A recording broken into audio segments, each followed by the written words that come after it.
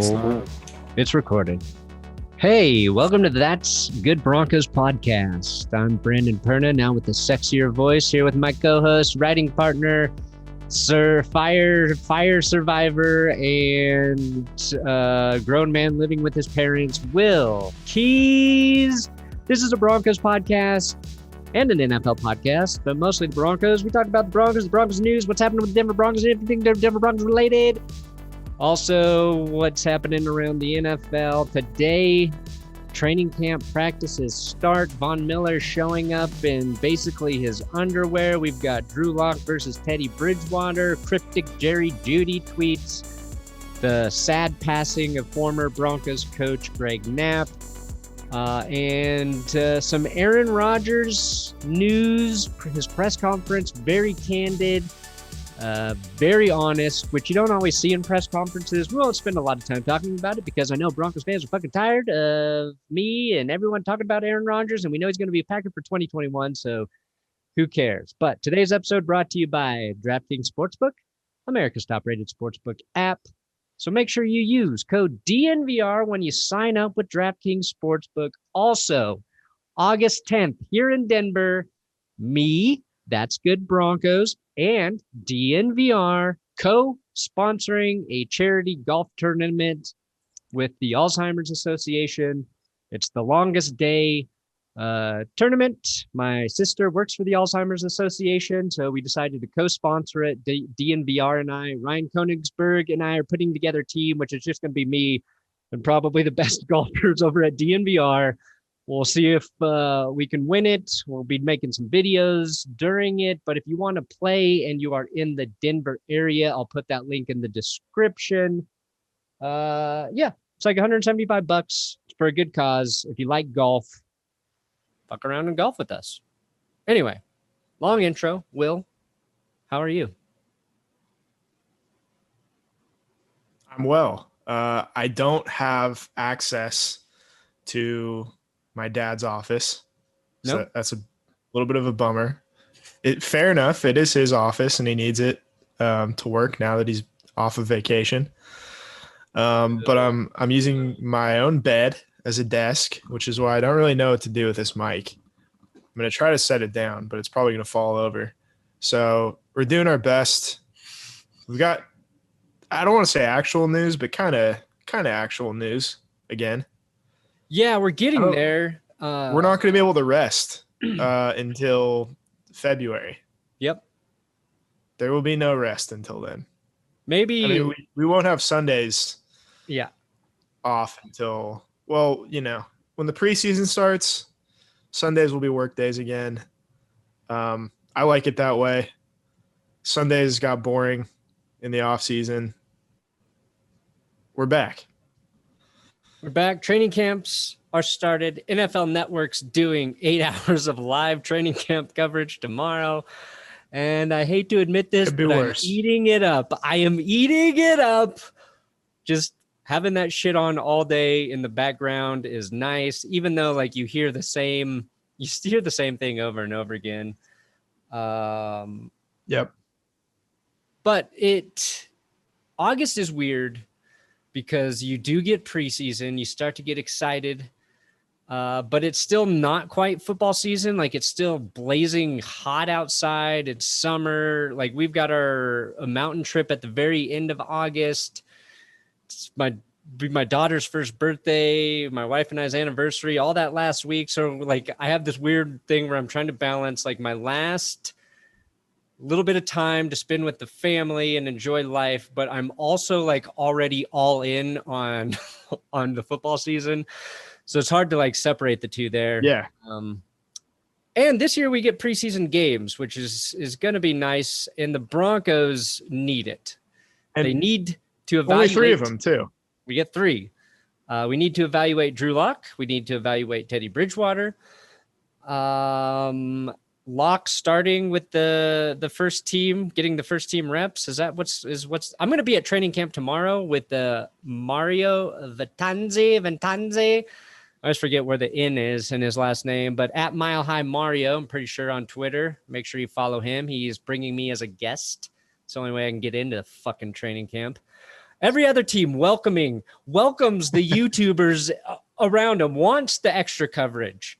The Packers with Grassi. Nope. The Patriots gave Barstool Sports free reign to pay for Robert Kraft's massages. Like, every team does it except the Broncos. The good news is, even if they invited me, I wouldn't be there.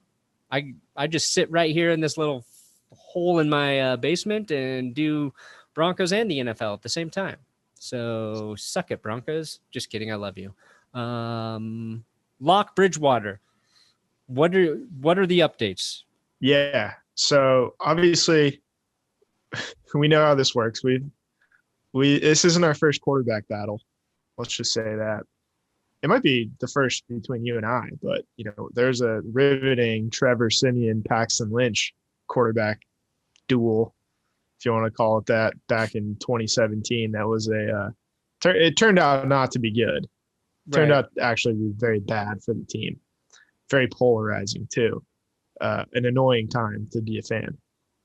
But as you know, this is how you measure quarterback battles is during training camp practices, each quarterback either wins or loses the day. And at the end of training camp, the quarterback with the most wins gets to be the starter. So that's how it works. Today, I read that Drew Lock won. Cool. I read that he also lost. And from a reputable source, Andrew Mason, I read that they tied. Wow. Mason so you got a win there, tie. A loss there. Yeah, so Drew Lock and Teddy Bridgewater each have a record of 1-1-1 today. Wow. So we're off to a blazing start. I'll say this. I believe Andrew Mason. I think he's the most objective. But I don't know if I've ever seen him wear a tie. So I don't know if he's the proper guy to give them a tie. If I'm being... Not a tie guy. Not a tie You don't want to guy. be wearing a tie in August, though. You want your suit built into your shirt, baby. Just like me. Don't try to order the shirt You even have yet. a tie in that suit. Yeah. Just my chest hair. Because YouTube hasn't quite approved them yet for some reason, which is weird. Maybe there's just too much masculinity in it. I don't know. Oh, YouTube has to approve? Does it have to approve stuff that you're showing through a link? Yeah, they're partnered with like Teespring, and you make it through Teespring, and then Teespring approves it, but then YouTube has to approve it, and they were approved. And now it's like pending. It's just like some technical glitch. I don't know what the fuck it is. I think Drew Lock's starting week 1, regardless of how, unless he looks horrible in the preseason games. Oh yeah. What's their preseason schedule? Who are they playing in what order? I think I'm going to go out on a limb and say week Vikings? 1 is the Seahawks. No, it goes Vikings, Seahawks, Rams. Okay. I'm kind of bummed out. We don't get the traditional preseason week 4 meaningless game, Against even the more Cards? meaningless game against the Cardinals. It was a tradition that It kind of like, right. yeah, it was a great tradition where it signaled the end of summer and like school was starting right at the same time. And so it was a bittersweet moment. You saw Broncos Cardinals and you knew your freedom was gone.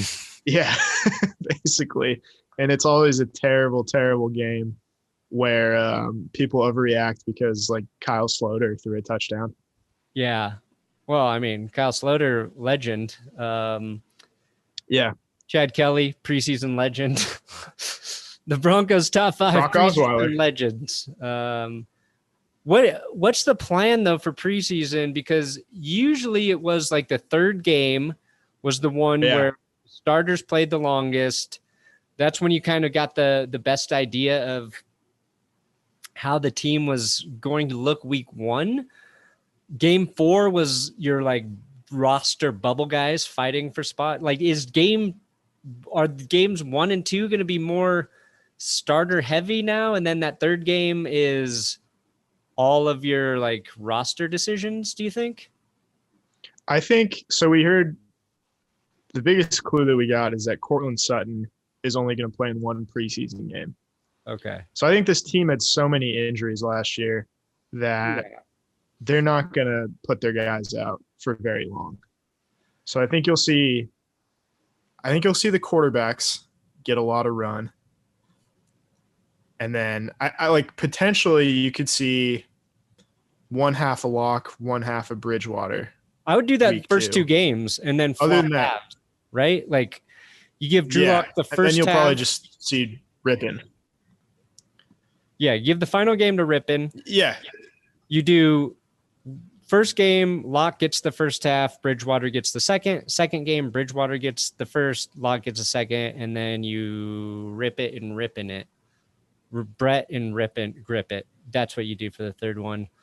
Von Miller, probably ease him back. Like the guys with injuries, you want to get reps. Like you want their body to start to adjust, but it's like you got to balance too many reps with injuries coming back. And then there are guys that are returning from ACLs that happened too late in the season who knows when they'll actually get any reps. I'm thinking of probably half the Broncos depth corners there. Jerry Jeudy, what was this tweet, Will? Yeah, very cryptic tweet. Just the number 2000. That's it. No context. So it could mean that he's shooting for 2,000 yards this year, which very ambitious considering he didn't have 1,000 yards last year. Yeah, I hope it's not 2,000 drops. 2,000 drops, I think. At what point do you not give him any more targets? I think at that point you just keep doing it to see what drop happens. 500. Yeah. Where do you draw the line? Probably after 1,000, to be fair. I think Judy's going to have a good season. I don't mean to be mean to Jeudy. It was. I love him.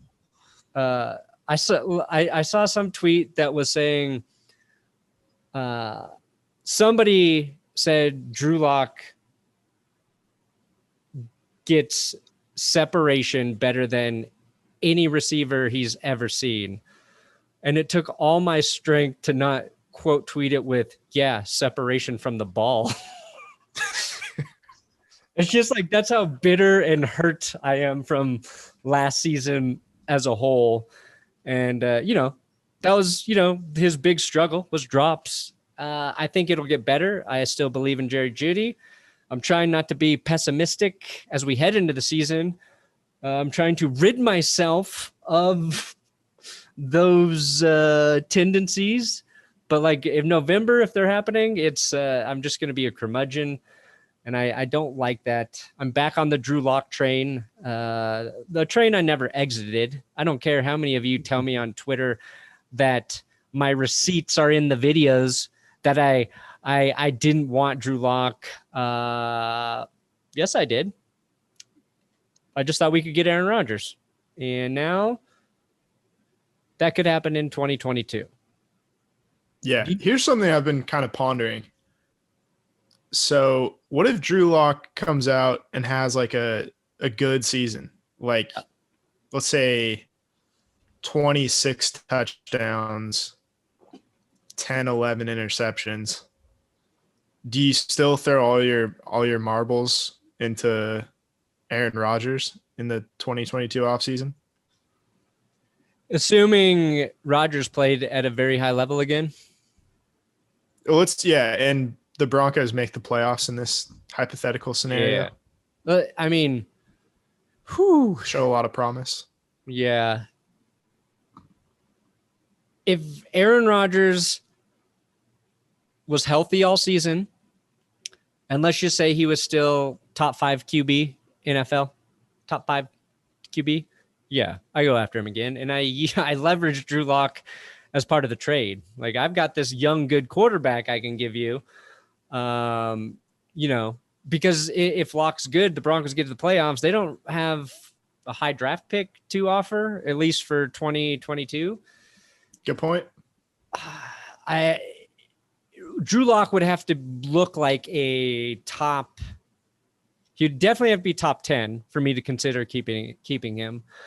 I would say, but he would have to have the same sort of leap as Josh Allen did. Like he would have to go from, you have a lot of questions, to, oh shit, this guy could win MVP for the Broncos. So you have to see that. Right. Like I think what makes it really tricky though is most people believe the Broncos have a pretty damn good roster. So the quarterback doesn't have to play great for this team to realistically be in contention to get into the playoffs. They just have to be smart with the ball. Don't put the team in bad positions. Don't turn it over. And if you get that, let's say fucking Kirk Cousins, Alex Smith type, I mean, Cousins puts up numbers. That's probably a bad example. But you know what I'm saying? Like, it feels like you're making a case for Teddy Bridgewater right now. Yeah, Teddy Bridgewater. You're right. Doesn't it? Because I saw it was Ryan Koenigsberg tweeted from Von Miller's press conference that Von Miller said there's so many weapons on offense, I could play quarterback. And I get what Von's saying, but like that's such a challenge to Drew Lock. Like if Drew Lock doesn't take all those weapons, like fuck. It's kind of like one of those situations where you don't have to worry about stepping on his toes, because if he has another bad season, he's just like, I don't know if he's gone, but he's not starting again. No, this is probably gone. Make or break year, and it's Vic Fangio's make or break year. Like that's a good point. People haven't talked about that quite enough. Yeah, that you've got the roster, and obviously that's pressure on the quarterback, even though it makes it easier on the quarterback at the same time when you got that kind of roster. But if the head coach squanders this much talent, it's fair. It's fair to say, like, you're out of here after 3 years. I wouldn't really, I wouldn't have any objection to that if you end the season with a losing record. Yeah, losing record. There's going to be, coaches are going to be gone. Drew Lock might not be gone, but they'll replace him. Like 4 years. You know what's kind of nice about keep. Yeah, sorry to cut you off. That's all right. I was gonna say though, you know what's nice about the 17-game schedule is a lot of people liked how 8-8 looked, and it's, aesthetically speaking, it's a nice looking record, very even. Got two, infinity signs basically. 500. But yeah, you're either a winner or a loser now. Yeah. There's no in between. Losing record. I kind of like that. Yeah. 8-8, that was very Jay Cutler kind of record. And there's no more ambiguity. No. So it's nice.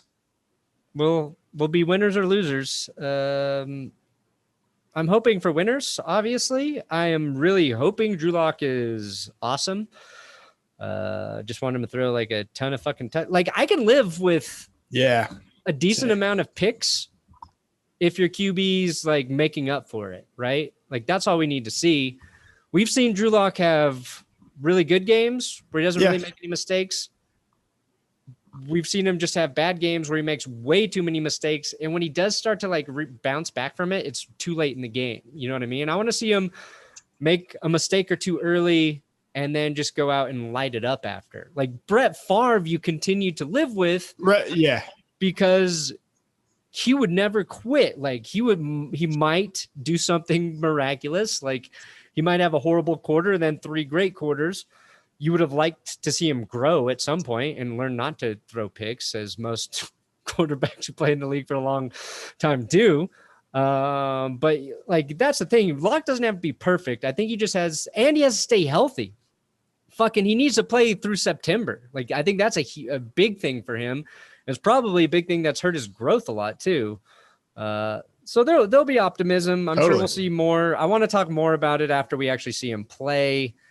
I wanted to, let me do DraftKings right now. Let me do them because I want to make a point really quickly on what you were talking about, which is you can live with interceptions as long as they're not like totally crippling, lose the game interceptions. Yeah. And I always think back to this example, which is Kurt Warner won MVP in 2001. And these were his stats: 68.7 completion percentage, 4,800 yards, 36 touchdowns, 22 interceptions. Yeah, that's a lot of He picks. won MVP with 22 interceptions. That's, I want to say 7 more than Drew Lock and Carson Wentz had to lead the league last year. He also had 8.8 yards per attempt. But it just kind of goes to show that interceptions, obviously you can cancel them out if you're going to throw 36 touchdowns, but it is also about timing. Yeah. And you can sprinkle some interceptions around. And like the Rams offense was explosive, right? Like you make up for those because your offense is going to continue to score points. The Broncos offense has the firepower to do it. And I saw Brett Coleman put out a really good video about like chunk plays. Like the best teams in the league have like the highest number of big chunk plays. So like single plays that gain you a bunch of yards, right? So like the Chiefs did it extremely well. The Buccaneers did it extremely well. So you think like the Broncos should be able to do that with guys like Jeudy, with Fant in his 3rd year.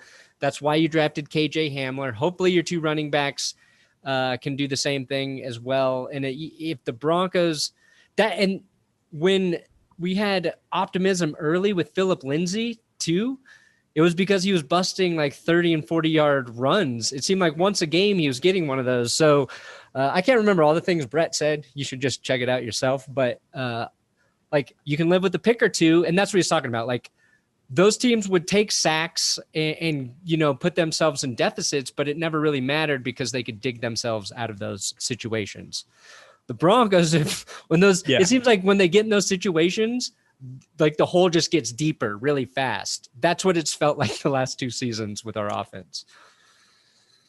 But anyway, DraftKings Sportsbook is not only my favorite sportsbook, hold that thought, Will, but also America's top-rated sportsbook. And speaking of America, our top athletes are over in Tokyo competing for the gold.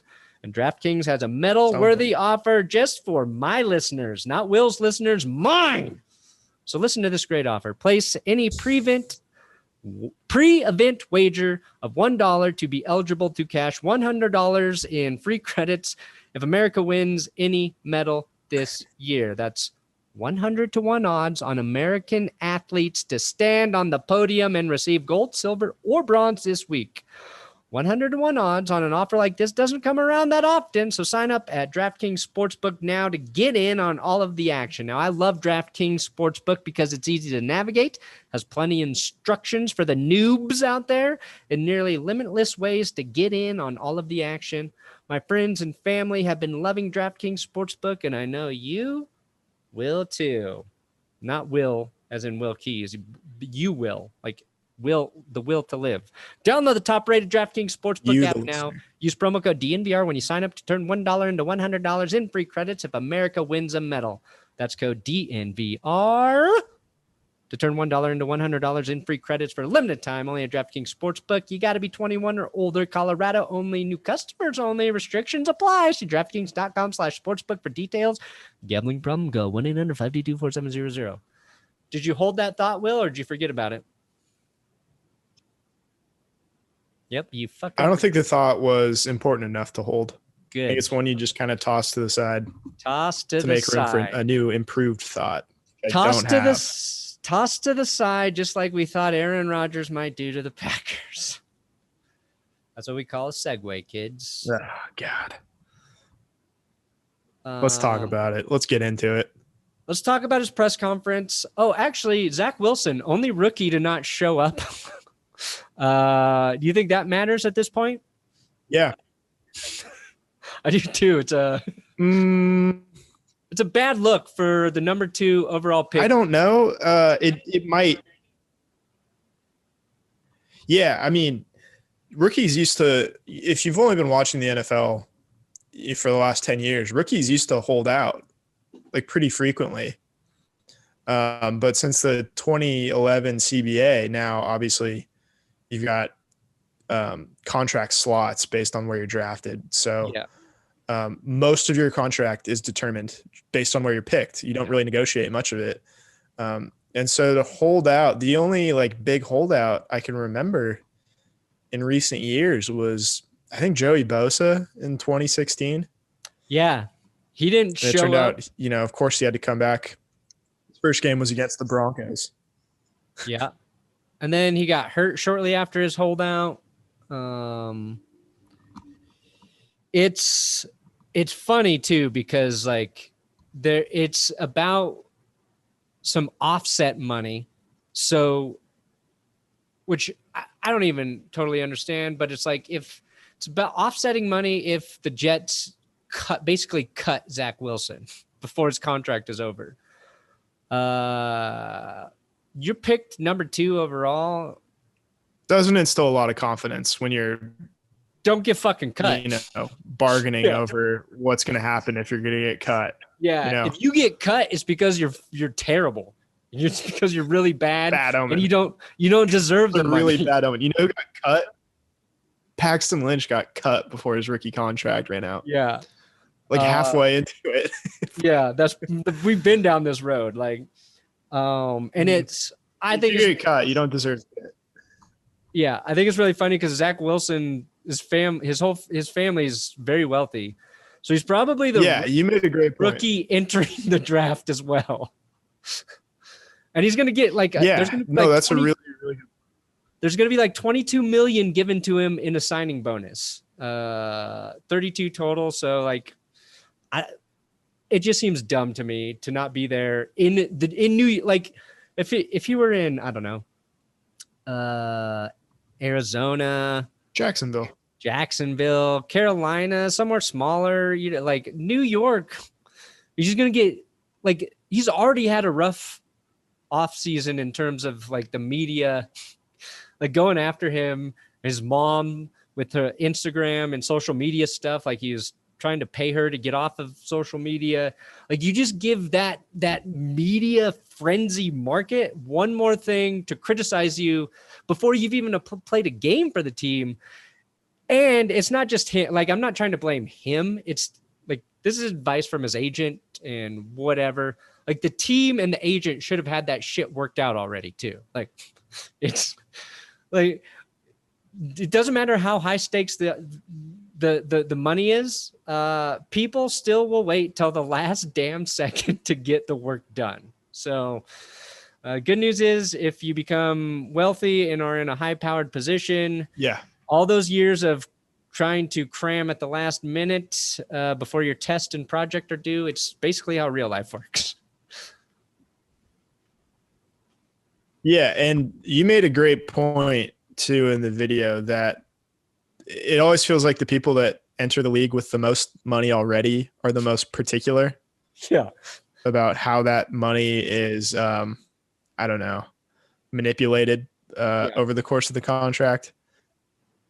But another point that we might be missing out on is Joe Flacco's not the backup in New York anymore. No. The 2 backups for the Jets have combined for 0 NFL snaps. Yeah. No quarterback on the Jets has taken a snap unless they still have like Brad Smith or whatever, a wide receiver. I don't think so. There is no experience. None. In that quarterback room. I mean, that's like pretty good leverage for Zach Wilson if he wants to get, whatever he's owed, however he wants to get it. But yeah, it's a little troublesome. Yeah, it's a little troublesome. That's a good point because Adam Schefter tweeted today that with Zach Wilson unsigned, the team is still in need of another veteran QB. The Jets are scheduled to work out Josh Johnson and Sean Mannion on Thursday for sources. There's no more like telltale sign that your team is fucked than when you're signing Josh Johnson. That's like the annual word totally fucked signing. Yeah. Our season's over. Yeah, it's a rough spot to be in. I just thought it was interesting. If Aaron Rodgers wasn't having a press conference today, I think that would have the Zach Wilson thing would have been the big story. Outside of Xavier Howard also dumping on the Dolphins. Yeah. Very candid Instagram posts blaming them for not respecting him. And I think and honestly, all of this stuff, not all of it, it's happened on and off for years, but I think, and I'm going to credit him for this. This is not a knock on TB12, but Tom Brady started this player empowerment sort of movement, it feels like, by going to Tampa, which is an organization who started to listen to his input for offensive player personnel, even though they already had it. The Buccaneers already had it, but they listened to Brady. They made moves to make him happy. He seems happier than ever. I think that really emboldened Aaron Rodgers to dig in. And now when you're one of the best players at your position in the league, if you don't like something, you've seen other players navigate their own future. And I think that's kind of what Xavier Howard's doing. All he wanted was more guaranteed money in his contract, which I think is fair because he outplayed his contract. He got a good contract from the Dolphins, but they didn't want to listen to it. And so now he's having to play hardball with them. Rodgers, his whole press conference was, they never took my input or listened to my input seriously. He wasn't saying he needs final say on players, but he listed every single player that he felt they slighted by not retaining them. And he brought up a good point about, I think good quarterbacks do know which guys are probably best to keep around on the offense, or at least close to it. So we can talk a little more about this. Sorry, all of that was coming out quickly, I know, and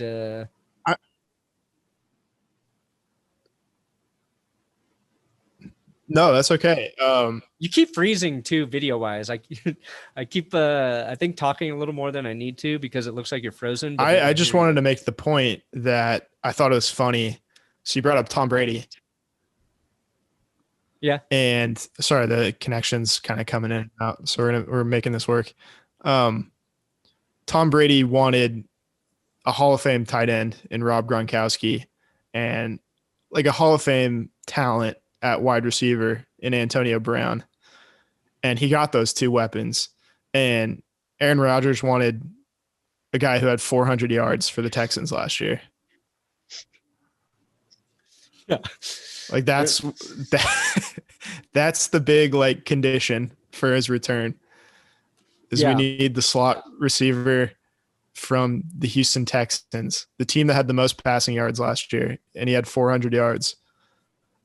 This is the piece that we need. And I get it's a high character player and it's going to make him happy. So it's I think it's a guy Aaron Rodgers can trust in critical situations, right? It's a third down in 7 yards. Yeah, or whatever. Not Devontae Adams. Well, you've got Devontae Adams. I get your point. Sometimes Devontae Adams is going to be double or triple covered. Yeah. Okay. Maybe Rodgers should have shot a little higher. The Packers also drafted. Yeah. It's how about we trade for Tim Patrick or something? Yeah. So the Packers also drafted Amari Rodgers out of Clemson, who, if you check his height and weight, he's basically a Randall Cobb clone, and he plays in the slot and he can return kicks, I think. Yeah. So Amari Rodgers had to see that move and be like, dude, what the fuck? It takes a lot of pressure. I thought that was my job this year. Yeah.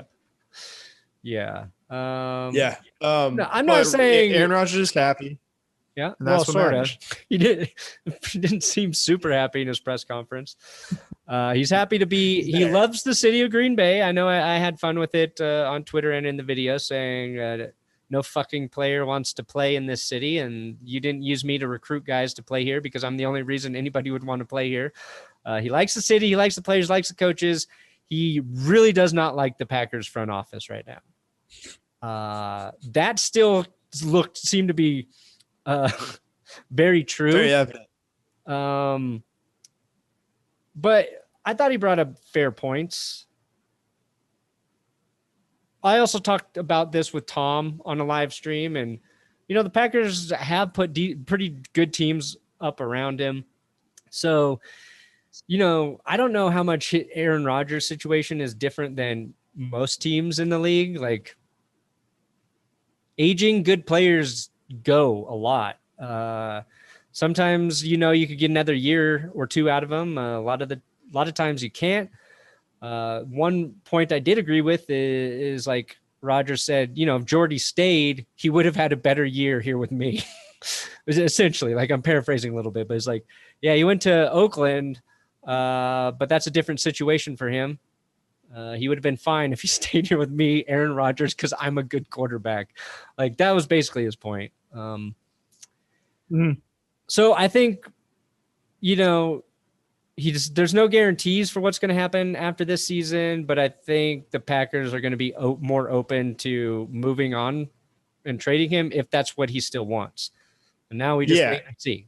We don't know. It's kind of a weird situation too, because the idea for this offseason or this next offseason is that they're going to review the situation, whatever that means. That's the Packers' words, not mine. But yeah, the idea too is that they're going to trade him to where he wants to go. So the whole point of like trading a player is trying to shop him around and start a bidding war and get the most that you can in return. But if Aaron Rodgers says, like, I want to go to Denver, I don't think Aaron Rodgers is going to say, well, you can trade me to Denver or Las Vegas, or Washington or wherever. No, he'll have an idea. Really, and if I feel like he's going to have one spot. So are the Packers going to get as much in return as they would have this year? If they, I don't know. If it's the trade is kind of preordained by Rodgers himself. Yeah, I don't know. Something to think about, folks. I think like where Aaron wants to play too could change. That's true. The Broncos could fall flat on their face. Yeah. If they look really bad, I'm not sure this is where he'll want to be. Yeah, and like God forbid, like they elevate Pat Shurmur to head coach next year. Yeah.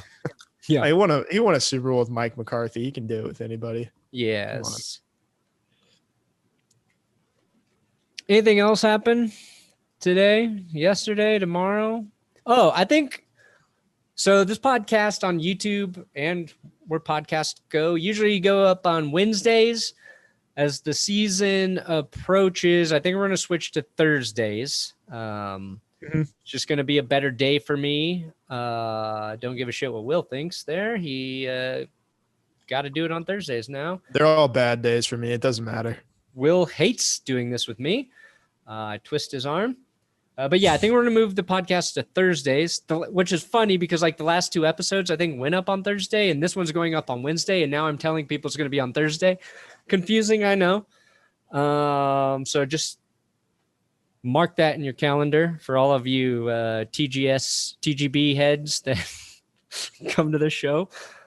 We don't even know the correct acronym for the podcast. Yeah, I don't even know what show I'm doing. And that's going to get even crazier this season. So did want to pay tribute, though, to Coach Greg Knapp, who died from a bicycling accident. So that's pretty tragic. I think it's hard when it's like something you don't see coming. And he was with the Jets this season, was going to be their coach as a passing game coordinator. Is that correct, Will? That's correct. He was struck by a vehicle while riding his bike, which is really scary. But he was an important part of a lot of success here in Denver. As you pointed out, QB coach in 2013 when Peyton Manning broke the touchdown record and had his best season ever. What did Trevor Siemian have to say about him? Yeah, I mean, I think he just credited Greg Knapp for we have to remember too. So Knapp was there in 2013, where obviously broke the touchdown record, the yards record. He was there in 2015, so he had a much different situation, basically getting anything he could out of a totally broken Peyton Manning at that point. Getting much the broken. best out of Osweiler too. Yeah, getting the best out of Brock Osweiler in his career. And then, for what it's worth, a Pro Bowl season out of Trevor Siemian, a 7th-round pick. Damn right. In 2016. So this was a guy who knew what he was doing. And, one of the most experienced, respected offensive minds, really an underrated assistant coach for a lot of years. Yeah. It's like, it was really, one of those things I heard about it and I was like, oh shit, like, was he sick? Was it something? And I heard it was a bike accident and I was like, oh man, that's tragic. That's horrible for his family. I been riding, like I ride my bike a ton, and now I am scared to. Like my bike was in the shop and I heard it was ready. I was like, I don't want to go fucking pick that up now. Like I don't trust other people out there. So the world's just like it's a scary place. Yeah, fucking bad drivers. It'd be a really scary place. Yes, I'll stay on my Nordic track and ride with the safety of the coaches there. So yeah, we like to end the show on a sad note every week, but rest in peace, Greg Knapp. We will remember you fondly in our hearts, and we'll be back next week. Should we start Thursday next week, Will? Should we move to Thursday? Yeah, let's do it. Let's do it. Do it. We don't have a game to preview next week. That'll be the week after, right? Yes. Okay. Yeah, the first game is the 14th of August. So next week, and obviously we'll be picking every preseason game this year too. Yeah. Like next week, if we've got something big to talk about with the Broncos, is probably bad. So let's hope for one more very quiet week. No going on any Titans podcasts, all right? I will not be going on a Titans podcast ever again. No other teams' podcasts. They're not going to break the news to me that Von Miller was out for the season. Oh, that sucked. All right. Anyway, thanks for listening to That's Good Broncos podcast. Good night. And John Elway played with one ACL. Good luck.